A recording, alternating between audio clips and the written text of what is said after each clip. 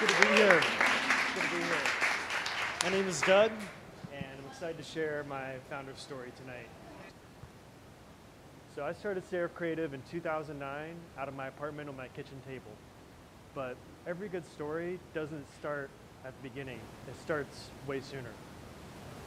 My grandma growing up, she had a biker bar. And it was on the south side of Zanesville. And in that biker bar, I learned the art of storytelling. And that's where I spent a ton of my time. I would hang out with bikers, factory workers. I would take naps on the pool table. And there is really what I learned what community is. So this photo here, this is my grandma's bar. The name of it was the Sharon the Sharon Cafe. Next slide. This was my bar stool. I would sit on that at the bar and hang out with all the good old boys, and they'd share stories with me, and it was the only golden bar stool at the bar. So it was wild times. I would take naps on the pool table, and really thankful for those memories. Next photo. So one day on Christmas, my dad let me use his over-the-shoulder VHS Beta.MN. And when I looked into the viewfinder, it changed everything for me. I saw the world differently, I saw colors differently, and I knew I wanted to be a filmmaker. So I set out on this journey to become a filmmaker. I was now in the film game. So I spent a ton of time in high school learning the technical aspects of filmmaking, studying the craft. Blockbuster was my film school. I intentionally worked there just so I could learn more about film. I one day stumbled upon a book, and the name of the book is Rebel Without a Crew. It's this book here. Go back. And it's written by Robert Rodriguez. And this book had a huge impact on my life. He sold his body to science and went on to produce the film El Mariachi. And it inspired me. And after I read the book, I thought, I can do this. If he can do it, I can do it too. So I took action. And at one point, I actually did consider selling my body to science. But I did put my body through hell, but never got to the point of needing to sell my body to science. So when I was in high school, me and one of my best friends, we wrote a script for a feature film. And the name of the film was Hands of Glory. We did odd jobs, mowed grass, yard work, did roofing, worked at a factory. And the film was about 7 guys who burglarize a dentist's office.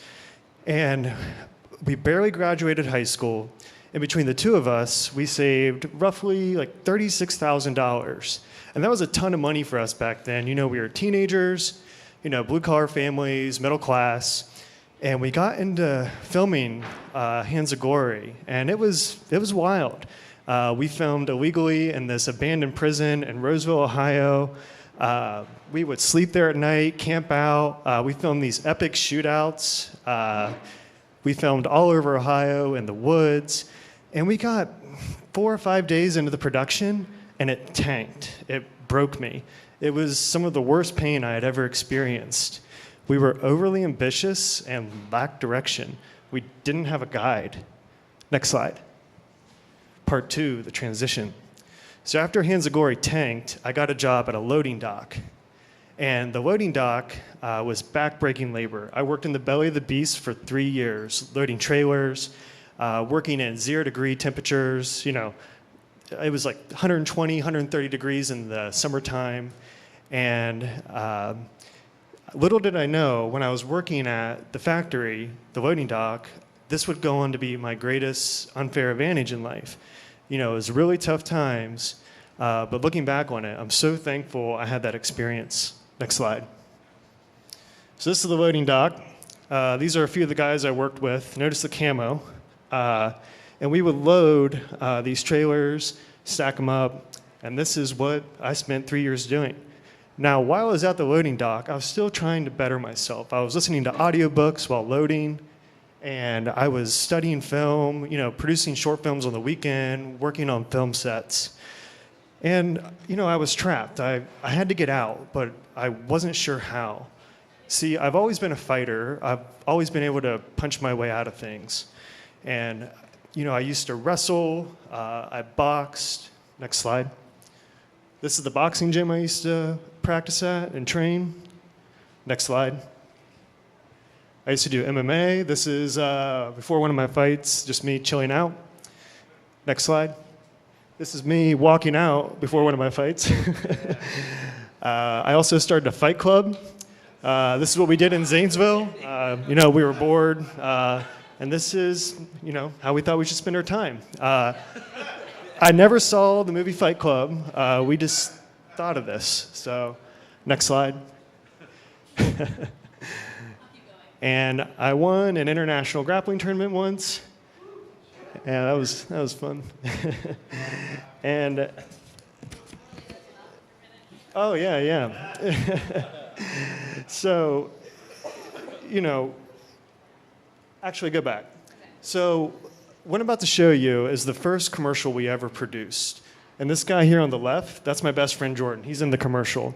So one day I got word that a local business, the name of it is the Java House, was struggling a little bit. So I decided to produce a commercial for them pro bono.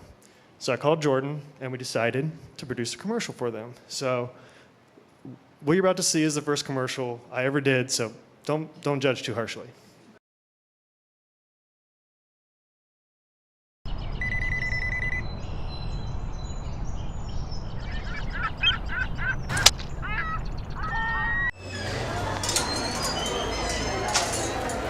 What a day. Just give me the usual.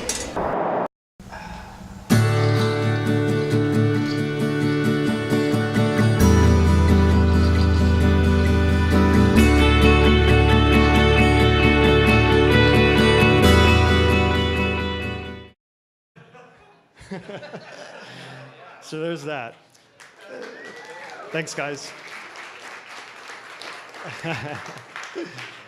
So little did I know this film would go on to be my biggest breakthrough. One of the employees at the Java House went on to work at the marketing department for a high university.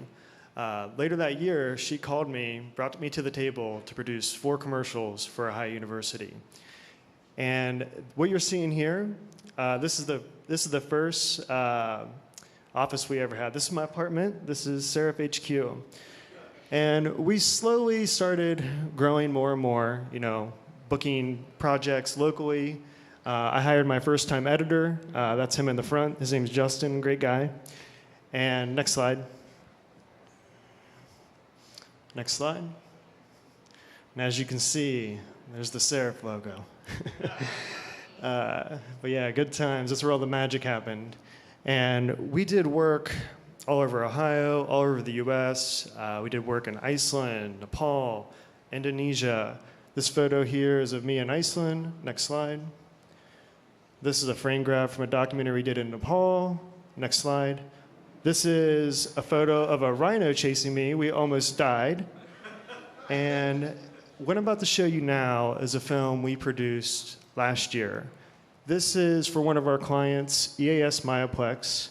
They're based here locally in Columbus. And the talent in the film is the LA Chargers running back, Melvin Gordon. He's a Pro Bowler, really cool guy.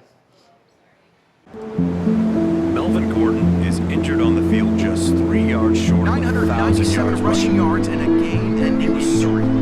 Just so a devastating blow. There's stuff building up inside your head. You gotta silence it. Voices that say you're never gonna be great, brutal liars. Voices that say you've already made it, but you know that's not true. There's always work to be done. Quicker, tougher, smarter. You got to put your eyes forward, stare it down, and just shred. Because it doesn't matter what they're saying, it matters what you're doing. It matters what you're doing when no one's watching. When no one's telling you to get up those early mornings and grind. And the difference between the good and the great can be as small as 3 yards.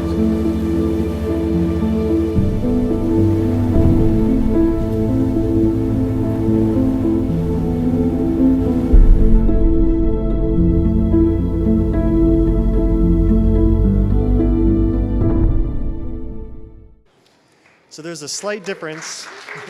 Thanks. There's a slight difference in quality between that and the Java House. So we've come a long way since 2009.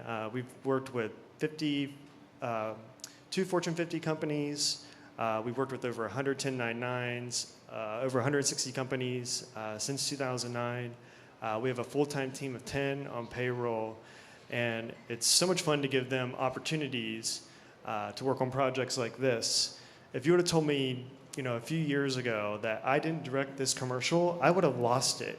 One of my team members named Adam directed that film. He's 22 years old, and it's so cool to be able to give him opportunities really to, spread his wings, flex his creative muscles, and further his career. So I'd much rather, now give my team opportunities and allow them to grow. So there are a few misconceptions when it comes to operating a business. Most people think they're going to have more time to do X, whatever X is. So for example, if you're a maker and you want to make, don't start a business and build a team. If you're a designer and all you want to do is design, don't start a design shop. If you're a developer and all you want to do is develop, don't start a dev shop. The reason why is it's really hard to manage and make. And there's this cycle you go through where you're acquiring work and producing work, acquiring work, producing work. And it's really hard to do that simultaneously. So that's something I always, like to tell people, and something I've learned the hard way.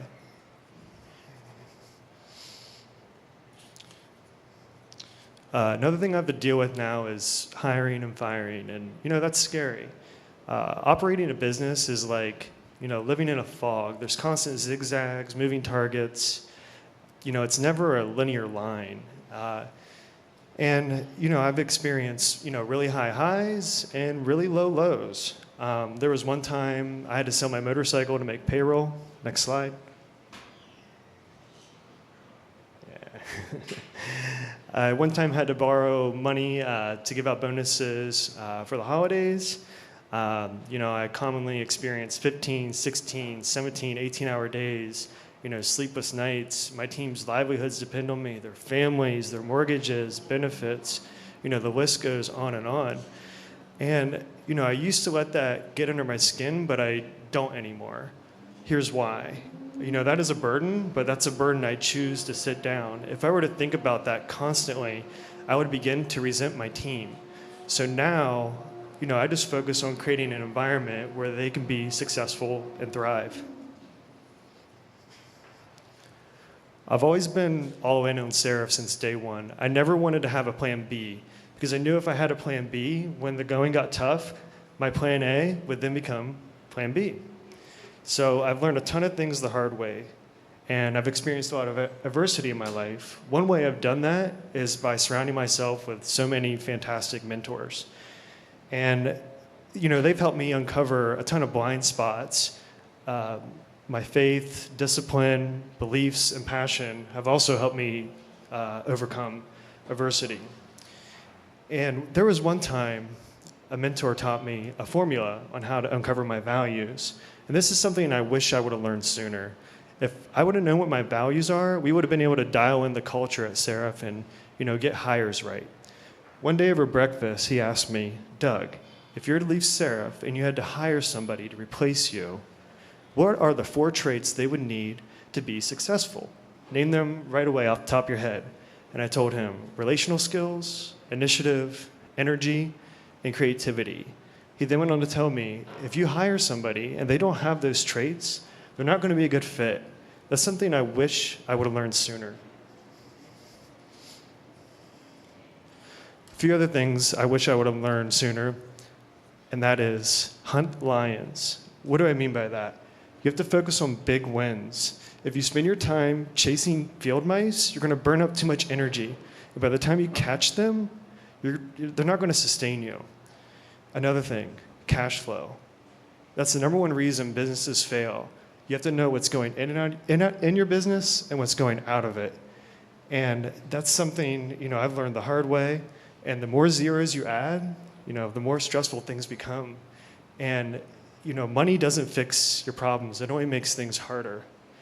And another thing I wish I would have learned as simple as it is, quarterly tax payments. It's so easy to put that off and wait till the end of the year. But now I focus on doing that every quarter, and that's helped out tremendously. And lastly, this is the one I wish I would have learned years ago, and that is developing a mental framework. Here's what I mean by that. So as you're operating a business, you carry a huge burden, and it makes it really difficult to shift gears. And there was a time where I had to jump on a phone call to secure a new business with a client, and if we didn't secure this project, it was going to have a serious impact on Seraph. 5 minutes before that phone call, I got a phone call from my family, and they dropped some horrible news on me. And I had to perform at a high level, so I had to shift gears and still perform. And it sounds simple, but it's so hard to figure out a way to shift gears, and now I have a way to do that. So that's something I wish I would have learned a long time ago. And I would encourage you guys to develop a mental framework to allow yourself to shift gears. And to close things up here, as you're going through your journey, remember to help out the little guys, the Java houses of the world. Remember where you came from. Determine your values. Figure out what you stand for. We all have unfair advantages in our life, and I'd encourage you to uncover those. Usually your unfair advantage comes from a time where you faced extreme adversity. And lastly, do what you're good at. What you're good at is normally what you're going to become most passionate about. And your origin is your truth. Focus on the root, not the fruit, and own your journey. Don't fight against it. Thanks so much for having me. It's been a pleasure sharing my founder's story. It's been an honor. Special shout out to Kevin, Lauren, and I want to be here tonight, so I'd like to hear your stories, and come find me, and thanks again, guys.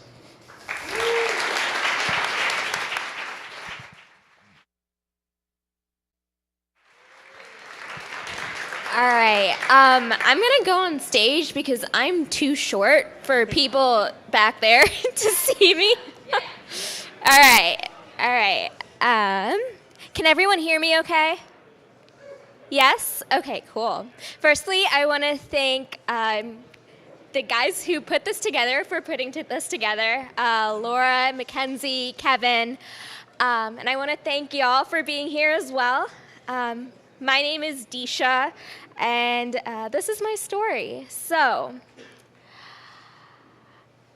I want to ask you guys a question. So how do you guys define yourself? Rewind 4 years. I was a junior in high school, and surface level, everything looked perfect. On the outside in, I was a high-achieving kid on the track to an Ivy League school. But in reality, I defined myself as someone who didn't deserve to impact this world. And that kind of definition, that self-mantra, really had an impact on me, a negative impact. It led me down a dark path, and that was hard. It was a difficult period in my life, and then I found entrepreneurship. I went through a program at MIT called the Launch Summer Program, and it was an introduction to entrepreneurship where we built MVPs in 4 weeks and pitched to investors. And I decided I loved this. I loved being able to collaborate with people rather than having to be cutthroat and competitive with my classmates or peers. So I decided as a senior to build out my startup. I went through a couple of different programs, one of them being Catapult. They're an incubator for high school students specifically.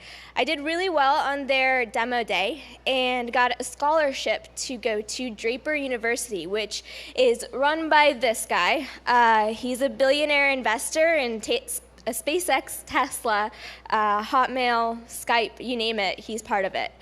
And so being part of such a cool community of people who are so like-minded, it gave me the resolve of wanting to do this straight out of high school.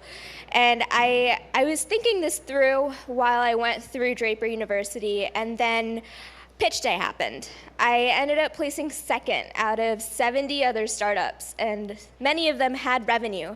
I was also the youngest person there. So that gave me the confidence to be like, Mom, Dad, I'm not going to go to school. I'm going to pursue this. I'm going to do this. And so I did. And at this point, I had a team of high school students. And a lot of them were going to school, and I was the only one who was committed. So this was another kind of difficult period, but it was nowhere as near as dark as what I had gone through before. I knew if I had gone through the moments of my past that I can get through anything. So instead of dealing with people who weren't committed to the idea that, you know, I had dedicated the next several years of my life to, I ended up letting go of my entire team, downsizing to just me. And for a year, I lived in my parents' house as an 18-year-old, all alone, learning how to code. So I did that. I built Savvy from the start, like from scratch, my current company. And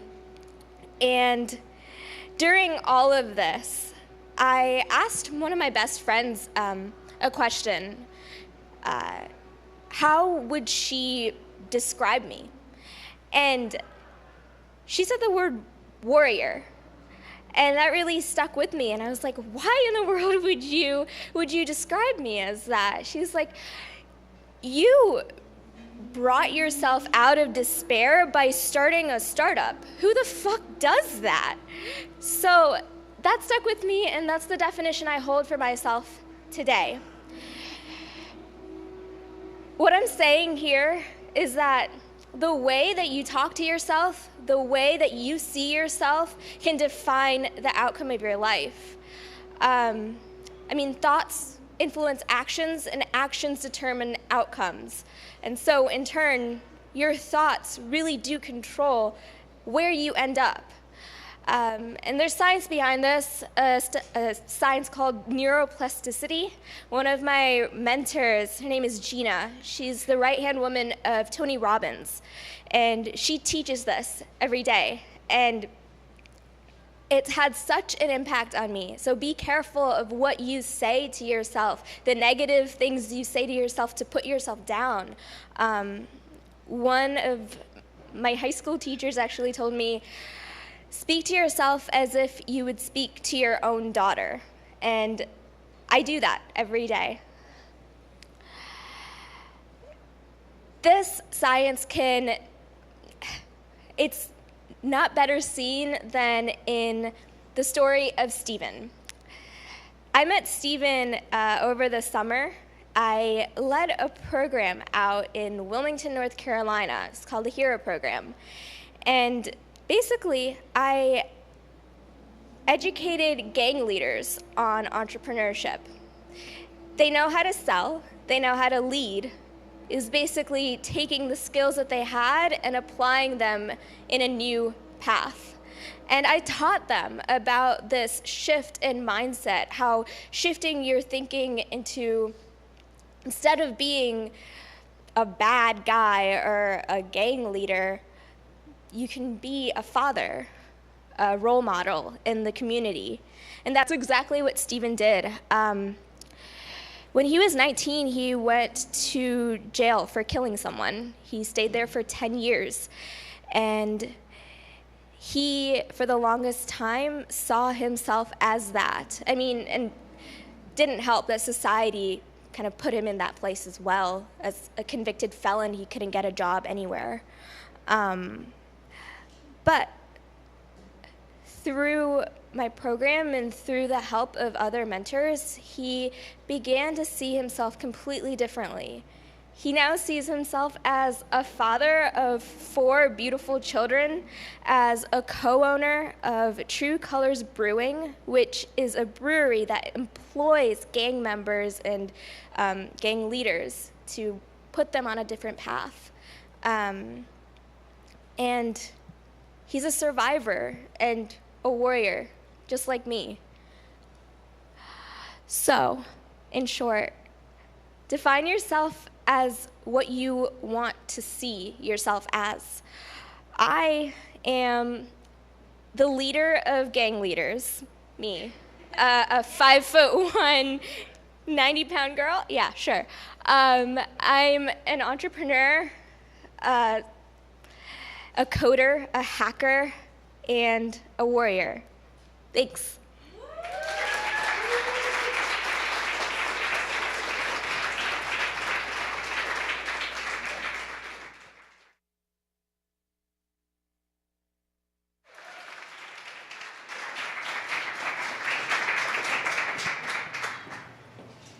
All right. Hi, everyone. Thanks for coming out in such a cold night. I've been freezing here, but it's really nice to be here and to hear everyone's story.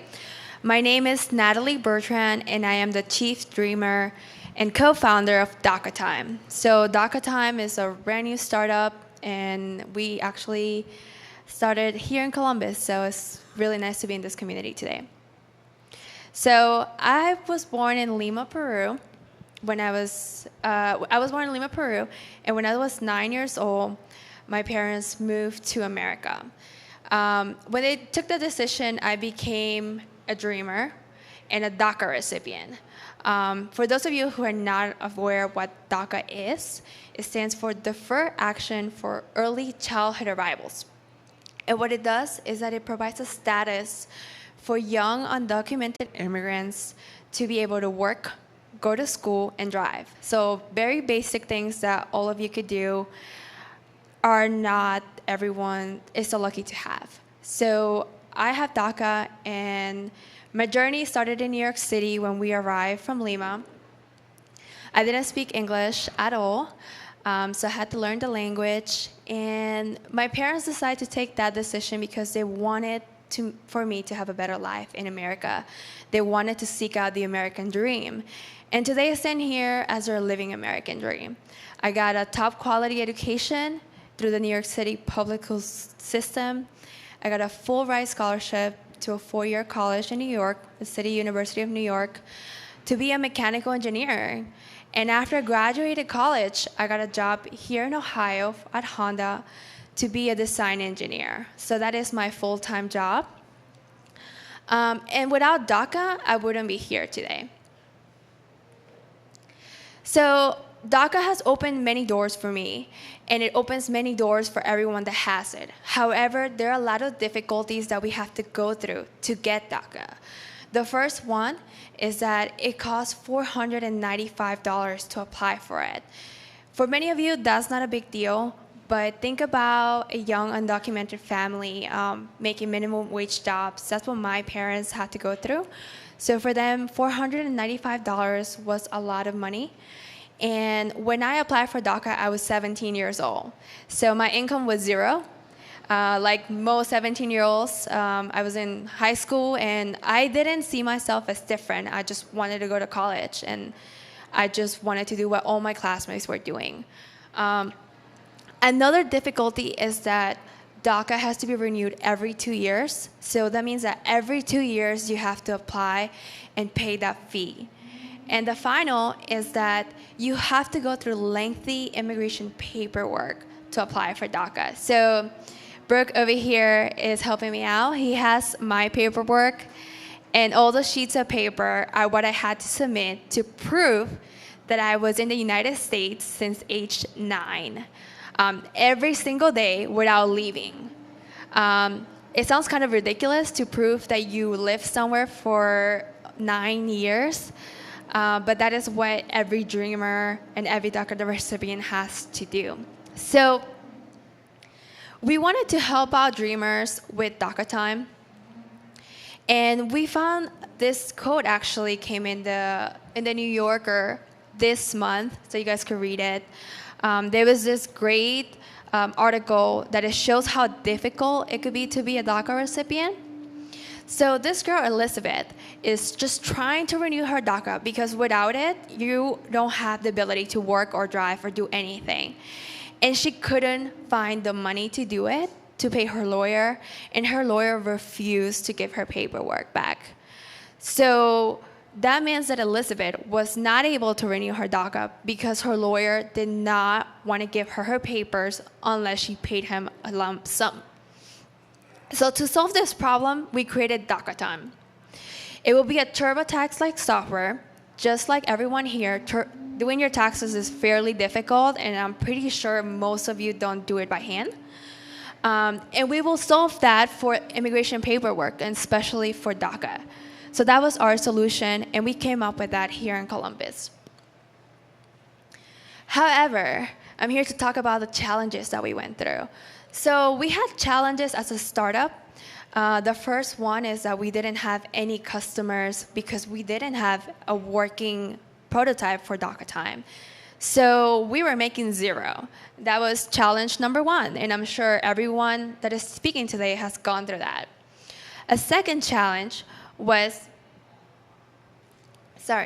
so challenge number one is that we were making zero. Another challenge is that the immigration space is very volatile, especially now in 2017 and 2018. You see it in the news every single day. Why would you start a company in this field? It sounds a little not too safe. And we're one of the very few companies to do so. And the other one are the dreamers themselves. So I'm a dreamer, and I understand my customers because I am my customers. I know the dreamers are scared. They're afraid to show their status because they don't know if their communities are going to report them to immigration services. They don't know if their friends are going to make fun of them. And they're not used to getting help from anyone because they always have to come up through so many barriers to just be able to drive or go to school. So when we come up as a startup and we say, hey, we want to help you guys, we want to help your lives be easier, our customers are scared. And they say, are you sure you want to help us, or you want to take our money or make some profit? So we had to overcome that some way. The way we found that, how to overcome these barriers, are to become a nonprofit. That was the best solution for us because we were not in the business of making money. We're in the business of helping people as a startup. Another challenge that happened is after we got our big funding, we got $40,000. The next day, the current administration ended DACA. This was pretty much the worst news you could give a company called DACA Time that is in there for DACA, that now DACA does not exist. How does that make any sense? And this is what we're facing in our challenges. So we had to take some time. We sat down as a company and we thought about it. And I work with a great team of people that we all helped each other and support each other. And we want to see change made in our communities. So that was really great because we had some time for ourselves. But personally, it was even more difficult because I'm a DACA recipient, and if I don't have DACA, because that is what was told to me, it's once your permit expires, sorry, you have to figure out what you're going to do with your life. That means I don't have a financial stability. I can't go to work if I don't have a work permit. What would I do about my 401k? There are no answers to a lot of the questions. What would I do with my lease? Do I say, hey, sorry, I can't pay the rent because I got kicked out of my job? Is the lease office going to take that? I'm not sure. What would I do about my car? Do I just return it because I have to move back to Peru and I haven't been there since I'm 9?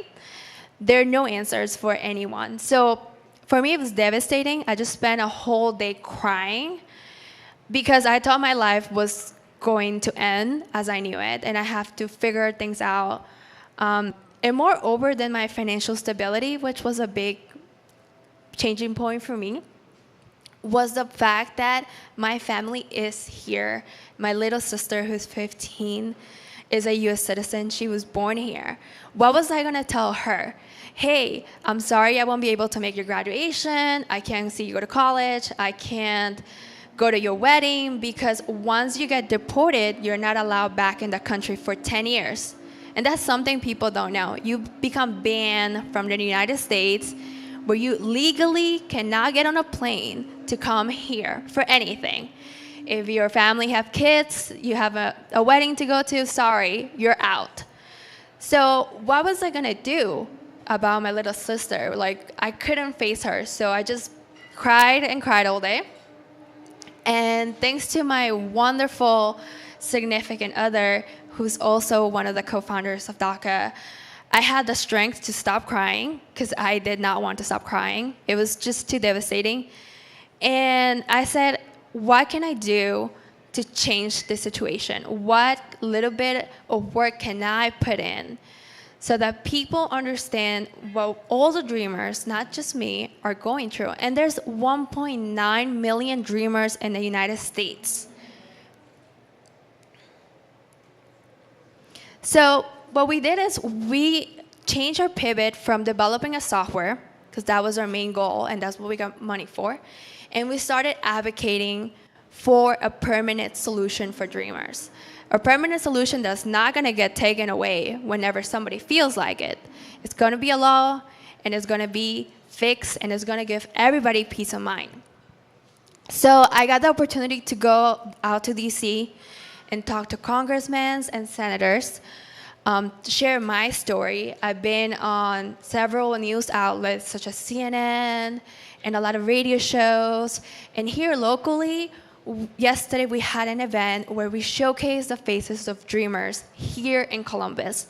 Because yes, here in Columbus, a lot of your peers are dreamers, but they just don't want to tell you about it because it feels wrong. You don't want something like this to define you, but sadly it does, because one way or another, you're going to have to come up with an excuse for why you can't do something.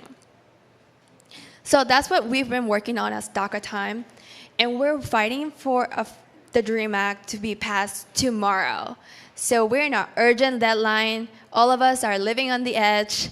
The stress levels are way high because we need this to be passed, not only for my peace of mind, for the peace of mind of 1.9 million Americans, because yes, dreamers are Americans. They're in your schools, they're your friends, they're people in your wedding. You need them here. And they're contributing to the United States. So that is what we've done to make all these dark times the best we could do. Yesterday we had a great event, like I said, and we were in the news media, so we are present all the time. But you could get involved in DACA, and in this movement that is going on here in your city. And the best way to do that is to say, my vote counts. I'm one person, and I will bring everybody I know, every single one of my family members with me to vote. And if you don't pass this legislation, we're not gonna vote for you, because that's what your local representatives care about, your vote. And they're scared to pass something that they think people don't want. They're like, oh, we don't want to pass this because this constituency is going to say they support illegal immigrants that are taking people's jobs. And that is not the real story. The real story is that people that are here, we have lives, we just want peace of mind, we just want a way to get in the line. So get involved. Another great thing you could do is, if you have an idea to help the community, just go out there and do it. We had this idea, and we started at a hackathon, just like Laura was announcing earlier on. She said all her pitches, all her events. That's what we did. We just went to one of them and we said, hey, here's our idea. And that really made a significant impact in our lives. It really changed our lives, because we became just random people to people making a difference and showcasing that Columbus and the Midwest cares about the community in the US. So that's really been an incredible journey that we've started about a year ago.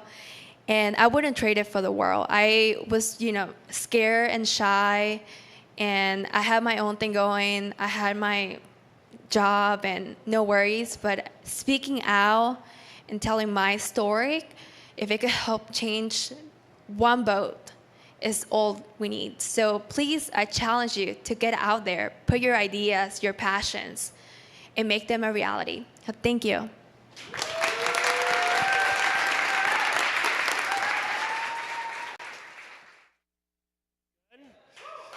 They always save the worst for last, so you're welcome. I think the last time I was holding the mic was karaoke, so be careful.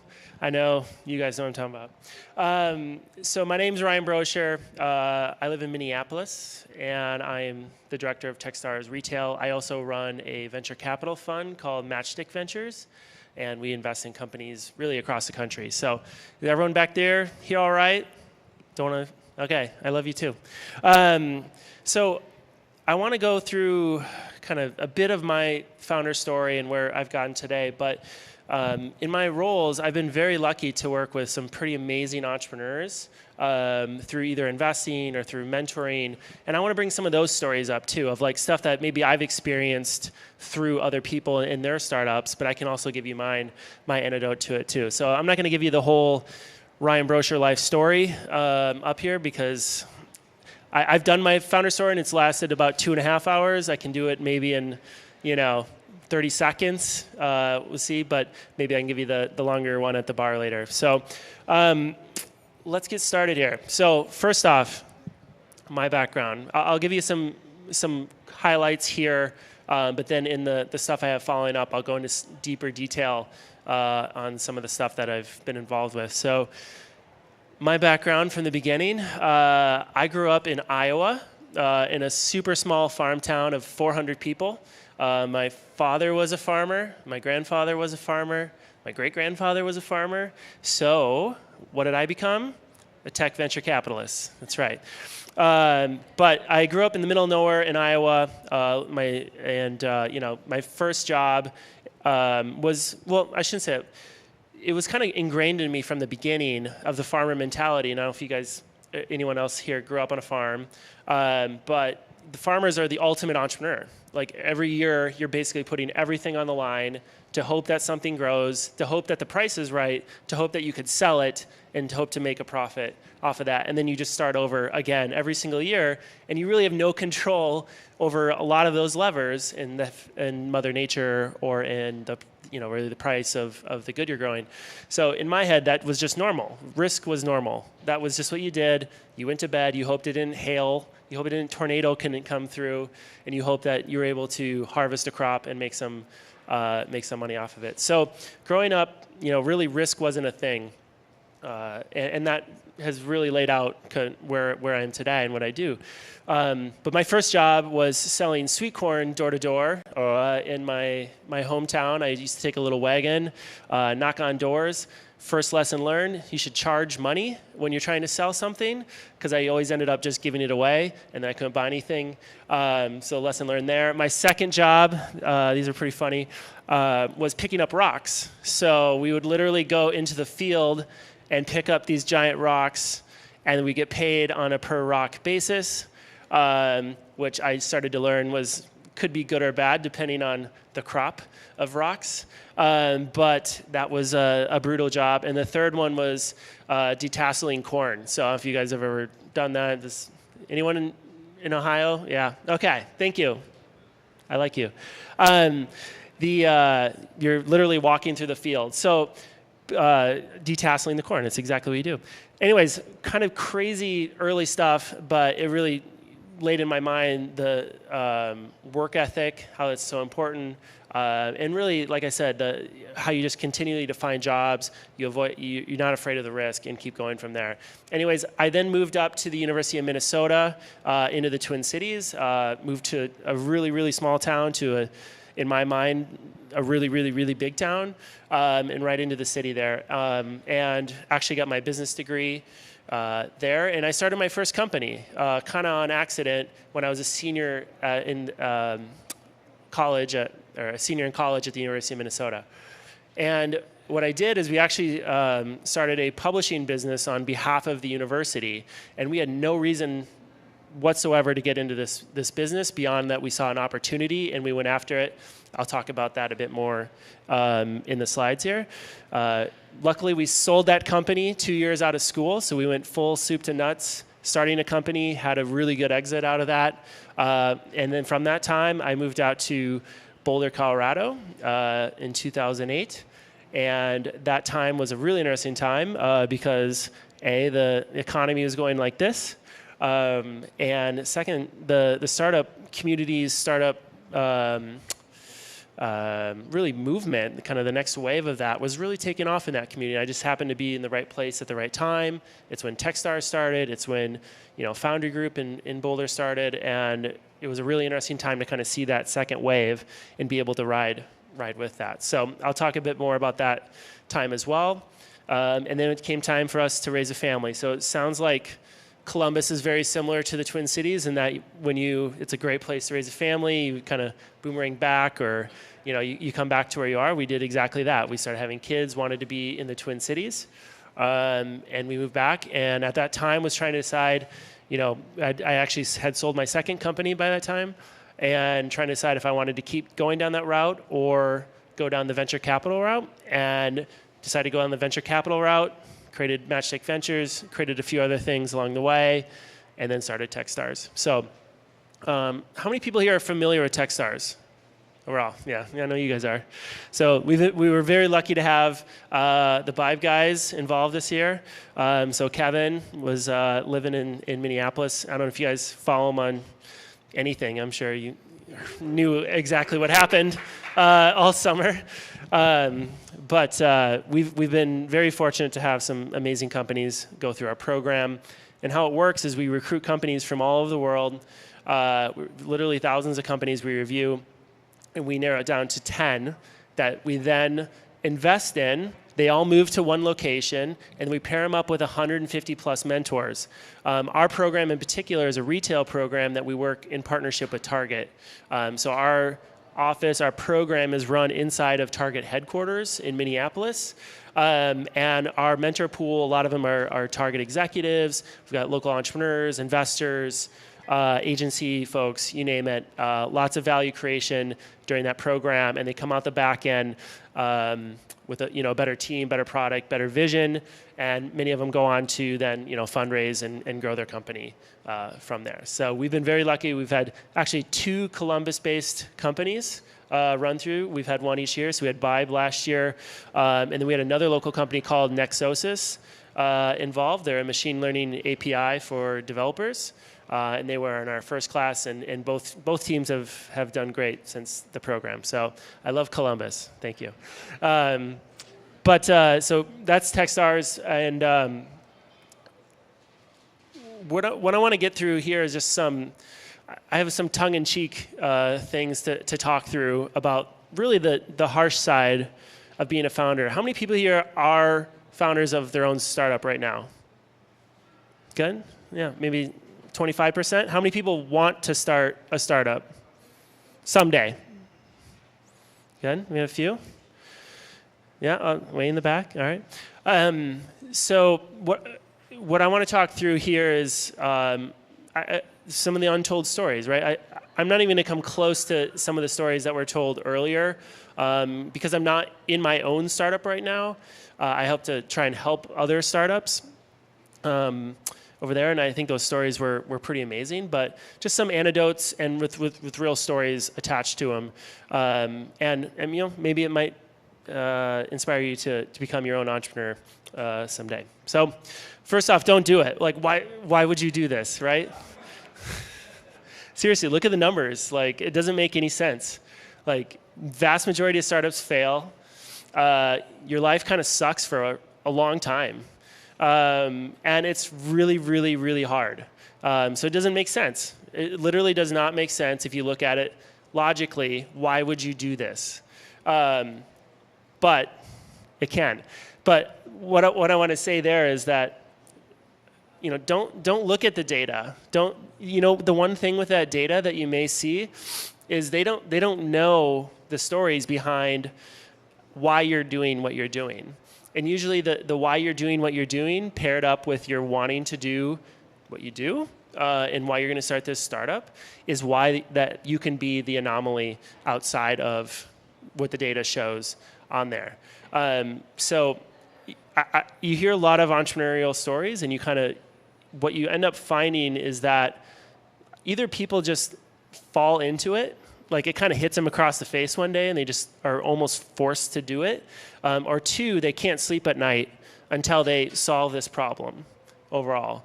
In my case, when I started my first company, UGuide, I was forced to do it. I was in a class that we were forced to, or not forced, but our assignment was to start a company.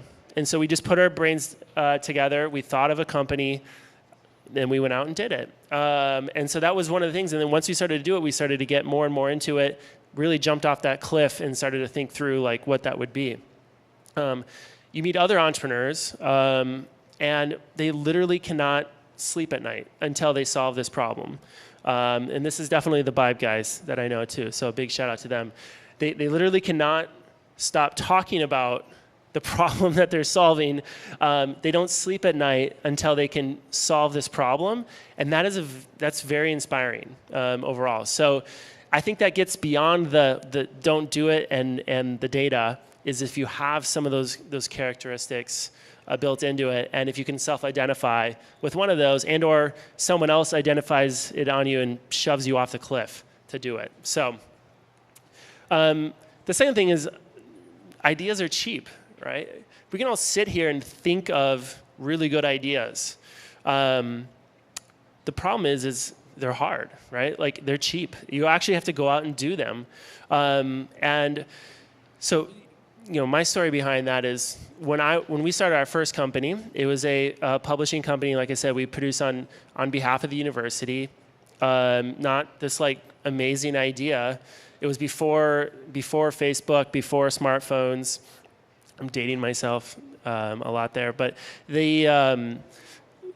what we had was a cheap idea. We literally were drinking some beers and we were thinking through what's a business we could start, because we were being forced to do it.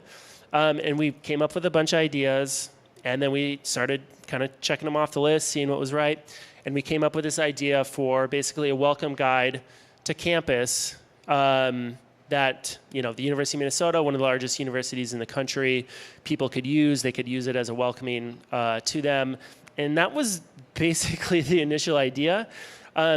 However, we turned it from an idea that was cheap to an idea that actually made a lot of money. And the way that we did that is we actually just started talking to our customers right away. And when we were talking to them, we accidentally started selling them on it, and we accidentally started taking money from them. Maybe not accidentally, but when they started offering it, we started to figure out ways to accept it. And by the time we were deciding if we wanted to start this business and produce these, publications, we had already prepaid for everything. We had all the books sold. We had an exclusive contract with the University of Minnesota to produce these publications on their behalf. We were expanding to new universities. And we had all the money up front before, so the decision was kind of made for us that this is something that we should go do. So the ideas were cheap when we started it, but we went and converted them into actual dollars that changed it. So this gets to co-founders suck, right? You may have the idea, maybe you go and make some money on it. Now you actually have to go find someone who's going to help you. And if I'm just going to give unsolicited advice to anyone in this room who's either in a startup or doing it, find a co-founder or two. It's a lonely, lonely road. And if you don't have people that you can lean on and cry on their shoulder and collaborate, commiserate with, it is so hard. You have to have that support there. But who are those people? So I've had two different startups. Each one of those startups, we kicked out a co-founder, and or there was some sort of separation that happened. And that happens, right? That happens. And it's hard. You start to really get to see the true colors of people once you work with them, and you're really getting into a marriage with them overall. So how do you find that co-founder that has the skills, that has the risk tolerance and that you can really work with is really, really hard. But when you find it, it's there.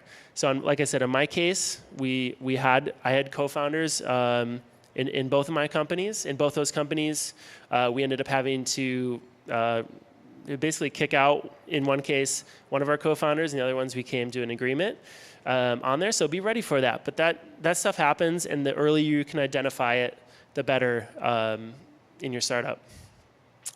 Fundraising sucks. So maybe you have a great idea. Maybe you've been able to monetize it. Maybe you've been able to assemble the best team in the world. Now you need some money, and then you have to go to the bloodthirsty venture capitalists and figure out who's going to fund this, or you have to go to your rich uncle and ask him for some money, or you have to start knocking on doors and doing Facebook ads to get investors. Like whatever it is you need to do, this process sucks, and that's coming from an actual venture capitalist on here. So. On my end, in my entrepreneurial journey, I actually bootstrapped both my companies. So like I said, we were able to pre-sell a lot of our stuff, and we actually, self-financed both of our startups. So we were able to get those up and running. And I highly recommend, if you can do any of that, please do that first, because it gives you the ability to go out and prove the model, prove the validation before you'd actually need to get capital. And think of capital, venture capital in particular, as money that is used for scaling your company, not necessarily for like starting it or writing the first line of code. Like it should be something that you have something that you're willing to then scale up into. So even though now I get to work with amazing entrepreneurs doing stuff and be able to fund them, I highly recommend bootstrapping as long as you can. If not indefinitely. I totally relate to that on there. And so, and that process, it does suck. I'm going to flip the tone now and say, do it, right? So say you have all those things and you're able to move through. What you'll find is that even before you get to the point of if I should do it or not, you really need to think through those points that I went through. And if you think you can realistically get through those levels and you're not going to sleep at night until you do this, or you're going to kick yourself forever, then I say do it. Like literally you have to take those first few steps into doing this. And I think the younger you are, the less you have to lose, the more you should actually just start and do this. So I started my first company when I was in undergrad. And I had nothing to lose. It wasn't like if I went and did this startup and it totally failed, I was going to end up on the street somewhere. And I don't think employers look negatively upon people who go out, take a risk, try and start a company, and fail. Or at least they shouldn't. And if they do, then you probably should reconsider who that employer is. But big opportunity to really prove yourself, to really round out what you're doing and really get the taste for it. Because I know once you get the taste for it, it's hard to go back. I think we had a couple of speakers earlier kind of talk through that up here as well. So I would just recommend do it. Take that first step, do it nights and weekends, do what you need to do to get something moving in that direction and really understand if it's something for you. We harp on this continually at Techstars, and it's something that I've really taken to heart as well, and had to make some really hard decisions. But the way you do that is you be intellectually honest. So in my case, when we had to talk hard conversations with co-founders, right? We made sure that we were intellectually honest with each other about what we felt, what we thought the company needed, and what we needed to do to continue to move this company forward. And we did it in a heartfelt, loving way to be able to have those communications with each other. Anyone who's gone through one of my Techstars programs here knows that that is a big part of the camaraderie amongst the teams, but also something we harp on the leaders of each one of the teams, is that they're intellectually honest with each other. They're asking the hard questions. They're not hiding anything, and they're being very transparent about kind of their intents, what they want to do, why they're doing what they're doing, and be able to embrace that. So that includes having hard conversations. That includes being very honest with investors, with mentors, and even with family members that are supportive of you, of being able to tell them what's going on, and set expectations with everyone. Here again, do what you love. So the reason I bring this up is, so I've had 2 different startups. We've both had exits out of both of them. What I've found, and it took me 2 startups to identify this, is I didn't actually love running a startup. And ultimately, I didn't love the startups that I was running. And that's why we looked for exits on both of them and were able to get them. What I loved was the start, was the 0 to 1, working with entrepreneurs, helping them, or in my case, working on my startup, getting it up and running, and then I would start to lose interest in it. Like, it would start to get bored, and I would always try and think of what's next. And so the entrepreneur in me would be always chasing the shiny light that was out there and seeing what's next. And luckily, we were able to, I was able to do that successfully.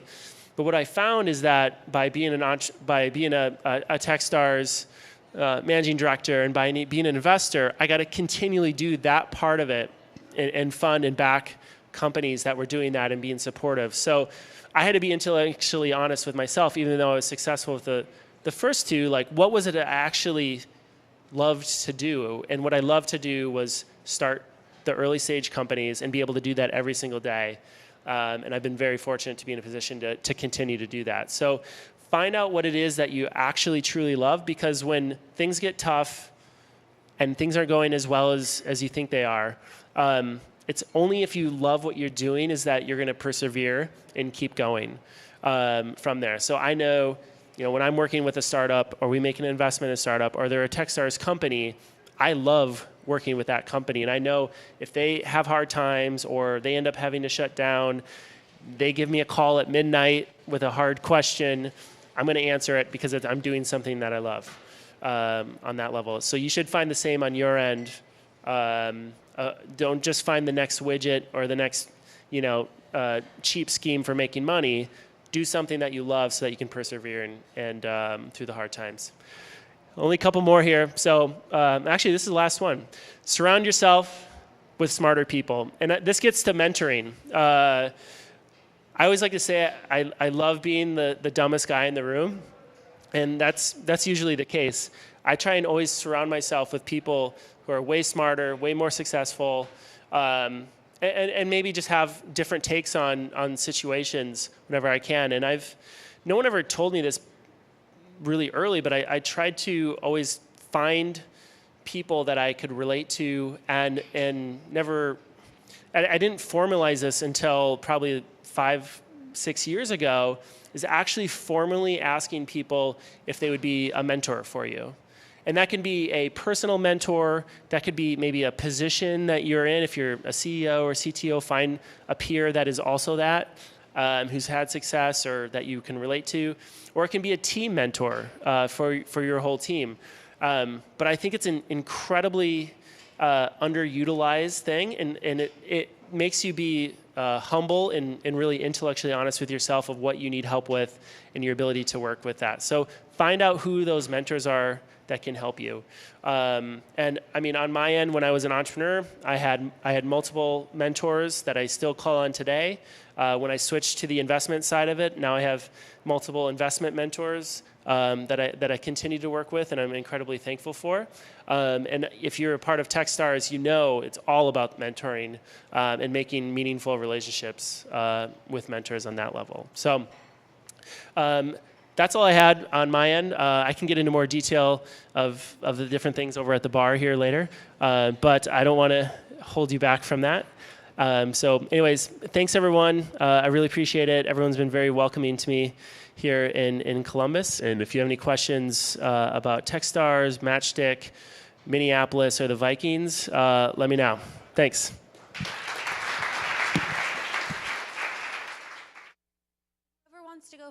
raise your hand. Don't all go at once. Okay, perfect. So we'll have you introduce yourself and say what you do, and then ask your question if that's okay, and who you want to direct it to, or however you want to present yourself. Here you go. Okay, thank you. Hi, my name is Madeline, and I work in marketing for Vantage Solutions Reach. It's a software as a service company based in Youngstown, Ohio. And I have a question for Adisha. How did you go from downsizing to a team of one to rebuilding the team you have now? That's a good question. Basically focusing on the skills that I could build on my own and connecting with people who I knew could complement those skills, and staying in touch with them and being like, look, I can't pay you right now. I don't have money. But when I do raise, I will and would love to have you on my team. So, yeah.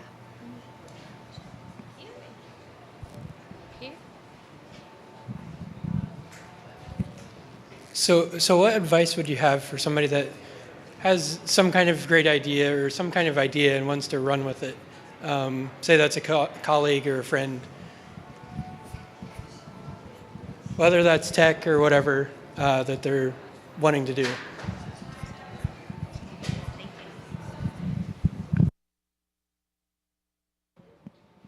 Hello.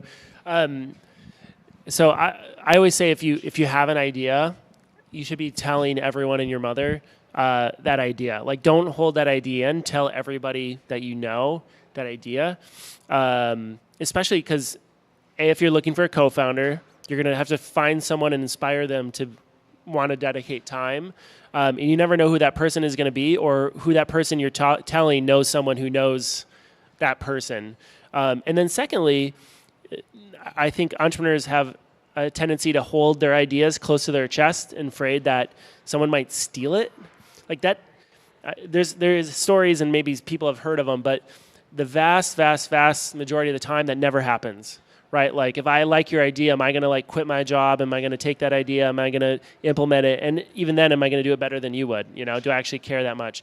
So I think what you find out is actually the complete opposite ends up happening, is people end up signing up to find ways to help you, right? Like, if they are interested, they'll make a connection for you, or maybe they'll be like, have you thought about X, Y, and Z? Or maybe they become your co-founder. So I think the best thing you can do is get a really good story around why you want to do what you do. Like, have a really good kind of like, maybe you have a personal history, maybe you have some sort of really good story to tell around what that is, and then start to hone in on that and start to tell everyone. Because in the end, you're going to need a lot of people in your tribe to support you, it's a good way to test the idea out as well, and you'll be surprised of the feedback you get. Awesome. He has a quick follow-up to that question real quick. Kind of. Semi. So having a new family, I feel the struggle between the work-life balance has been the struggle within myself. Right now, my wife has been texting me the whole time I'm here, saying, when are you coming home? When are you coming home? Where do you find that balance of really wanting to get that startup going and also being able to have time with your family? On? Hello? Okay. So I wanted to answer this and also add to yours. I think it was a great answer. So for us, we started our idea at a hackathon, and that's where we found our co-founders. So there are a lot of great resources here, and some of them were advertised at the beginning. So I said definitely go for them and pitch your idea and kind of feel the waters, like, are people receptive or not? And then another thing that we do, so I actually am a co-founder with my boyfriend, who's right here, and this is how we spend time together. So instead of it being my thing or his thing, we're working together as partners to build something that is going to help everybody in the long run. So I think if you could include your wife, I'm sure she could do literally anything. Like, she doesn't have to be fully involved full time, but even just coming to some events or sharing what's her point of view in it is a really good resource. I'm sorry, I have to give the mic over here to Warner. There you go. Thanks, Mackenzie. Thanks, everyone, for speaking, and organizers. Columbus Web Group is the best. Big round for all these awesome folks. My name is Warner Moore. I help companies scale their technology and teams. I have a very important question. If you could be any animal, what animal would that be? Wait for it. And as that animal, what would your power animal be? Everybody has to, like, in the panel, just give it a quick shot. Just throw it out there. Just give it a quick. Why not? Sure. So I'm from Minnesota, so I think I'll throw out there I'll be a timber wolf. I mean, they travel in packs. See my thing here? Surrounding yourself with other people. And then my power animal as an animal? So like what's my other animal that I would want to be if I was a timber wolf? Oh, well then it would be the pack mentality from the Timberwolves and ability to attack an idea. And I'm a Timberwolves fan, so that helps. Those are a really hard question. I think an elephant, and my power within the elephant would be a lot of wisdom and knowledge. I think I'd probably want to be a bird, because that's like the one thing that humans can't do, right? Fly on their own. So, well, but like other animals can. Okay, all right, touche. It's a good question. I think I would choose to be a jellyfish, because there is a jellyfish that lives forever. Great answers, everyone. I'm going to pass the mic over to Nick here. So I have a question for Doug, but I think everybody can answer it. When you had to sell your bike, or like when times were really, really tough, and everybody who was in a startup had that kind of like, basically, I'm going to give up tomorrow type of thing. What is the thought that made you not give up? Or a thing, or like whatever, routine, or, you know? Yeah, that's a great question. And I think the way I overcame that was I just didn't let myself have a plan B. I refused to throw in the towel. And there were days where, I couldn't sleep, and, days I didn't want to get out of bed. But at the end of the day, I just didn't let myself have a plan B. And another thing that would always motivate me was thinking about how many people depend on me. And I had a vision, and I had to execute it. And I was so passionate about what it is what I'm doing. So naturally, I just, I had to persevere.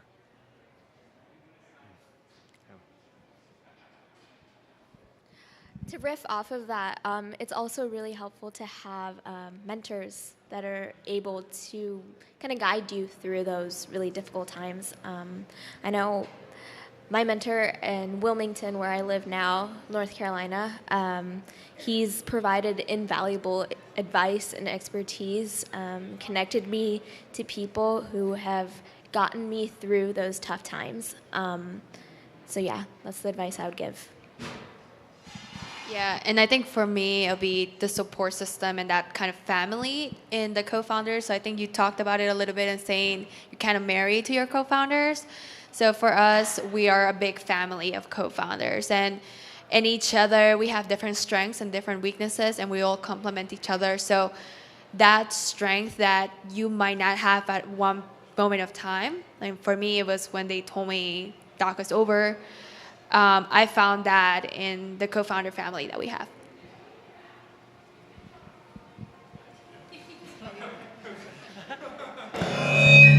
So I think the one really quick piece of advice is take a few deep breaths. Don't make any very erratic, irrational decisions.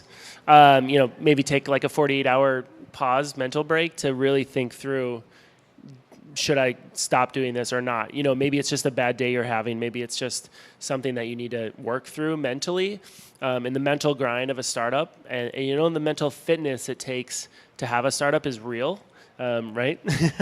Yeah, it's a grind, and sometimes you just need to recharge your batteries, and things might switch, or maybe you need to clear your mind, and maybe you look at the data, and maybe you look at what you're doing, and you have to make a hard decision to shut it down. But at least you know you took the time to make that decision, and you could feel really good about it by then. Can I ask you guys to just click the mic off real quick while I hand it to Taylor up here? So yeah, okay. He did? Okay, so you can turn it right back on here, or Check, just hand it over? Okay. I just didn't want anything to you know. So after hearing your guys' stories tonight, what is one thing that you guys took away from each other's stories? One big takeaway, the big highlight that maybe stood out? Yeah, so is it on? Hello? So I think one thing that I took away, and is a kind of a bottom line that we all have, is that perseverance of keep going. So really, if you want to be in a leadership and start your own business and be a leader of a group, if that group is just a small group, it's just you, or there's a lot of people relying on you to have a paycheck, you have to stay strong no matter what is going to come your way, because several things, like all of our stories, are going to come your way. So you just have to have that strength mentally and have that network ready to hold you back if you don't. I'm going to riff off of that. Resilience is the most important thing that you can have. It doesn't matter what your skill set is. If you have the mindset to say to yourself, you can do this, you'll get it done. Obviously, work ethic is important too, but yeah. I think a reoccurring theme has been mentorship. I have 3 mentors in my life who all speak into different areas, one being leadership, another being general business, and another mentor helps me with just relationships. And I think it is important to surround yourself with great mentors. And something that I've learned is to only take advice from people who are where you want to be.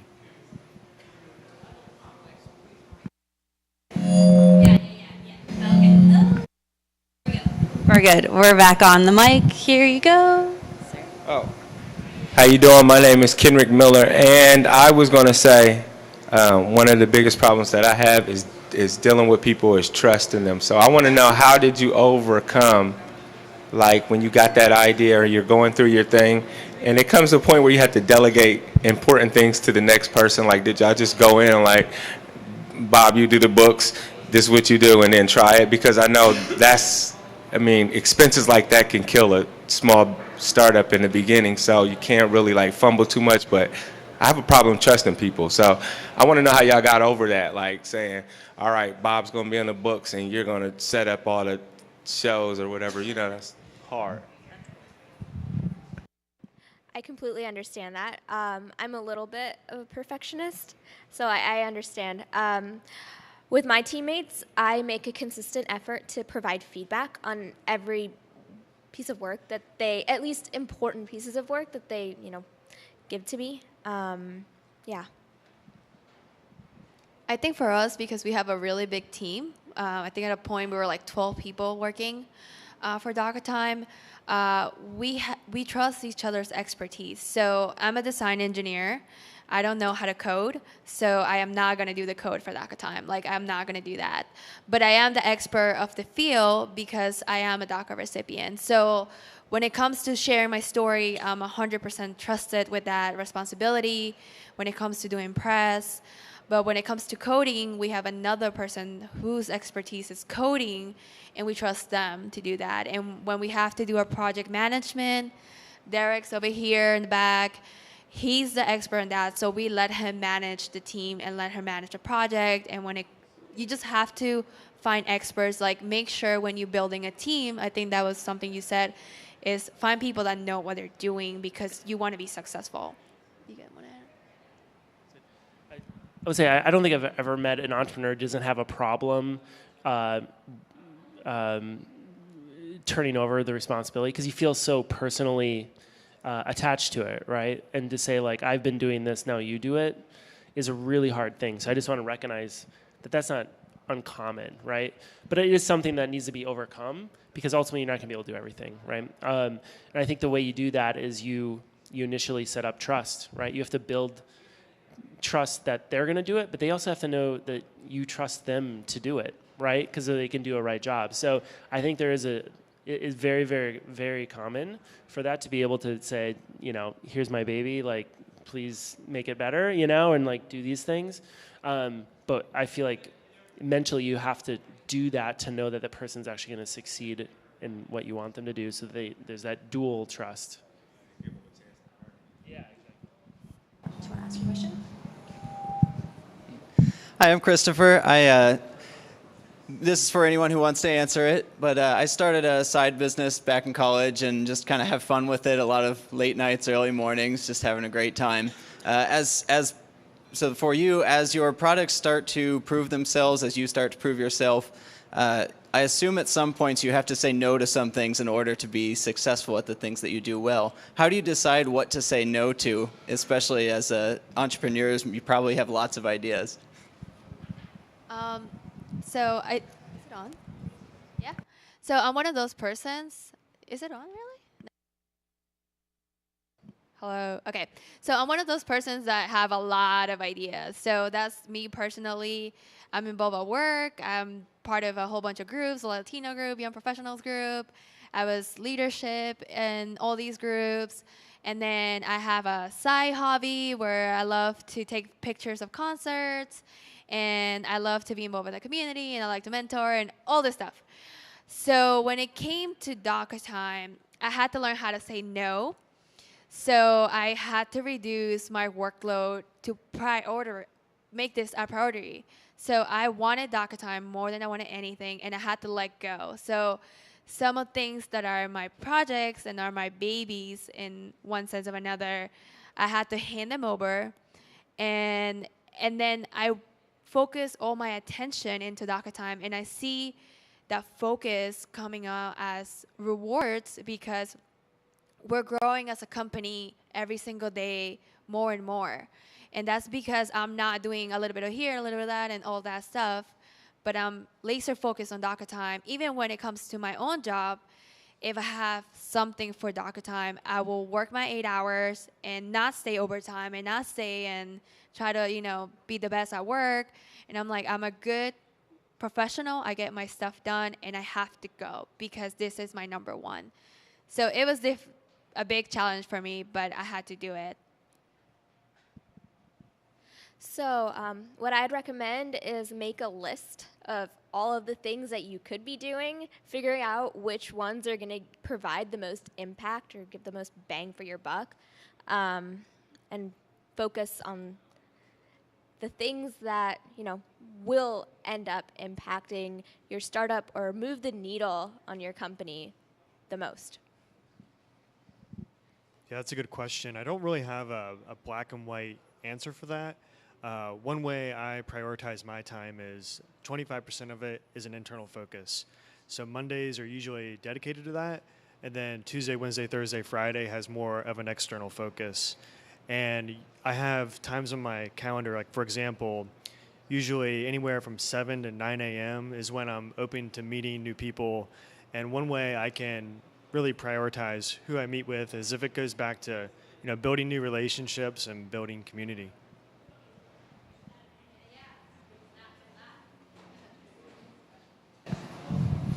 This question's for Ryan Brosher. Wait, hold on 1 second. This is the last question. Better make it good. What would you say the biggest difference is between startups locally in the Midwest versus Silicon Valley and the coast, and what can we do here to kind of emulate like the massive, startups that are out there? Like the massive. How do we get like the massive? Great question, Drew. So I travel a lot. I visit a lot of startups. Like I said, we recruit startups from all over the world. And, when we are, I don't know if you're saying like in Columbus, like what can we do here to see this. And I compare Columbus very much to Minneapolis. And one of the things I always challenge our entrepreneurs to do is, while you may think that it's the best idea in the world to get customers in your own backyard. Hello? Yeah. While it's the easy thing to say is get the, if only we had this customer down the street that was our, there, we would get them, and then we're going to get another customer down the street. Think about that. Like, don't just build your company for the customer that's around the corner. Think about the bigger customer out there.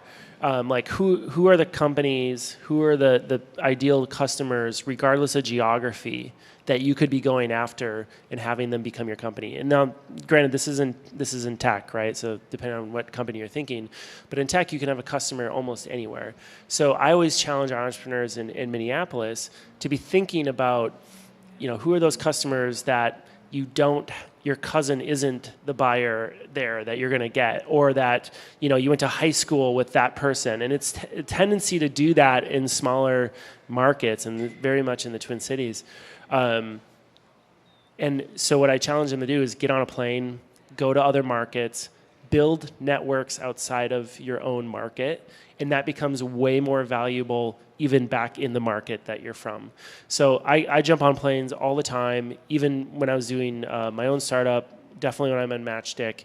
And the more you know of stuff that is going outside of your network or outside of your immediate home market, the more valuable it can be to being in this location and potentially even landing you that customer that's down the street. But you need to be thinking globally of what's going on, and you can't just always be sitting, in your basement in Columbus, Ohio, and thinking it's just going to break out nationally, because it's really hard to do. So get on a plane, build out a network of people outside of just this market, and that actually helps your brand, helps you think bigger about your company and the potential customers that are out there, and hopefully help you scale beyond just a small business and turn it into a large-scale company.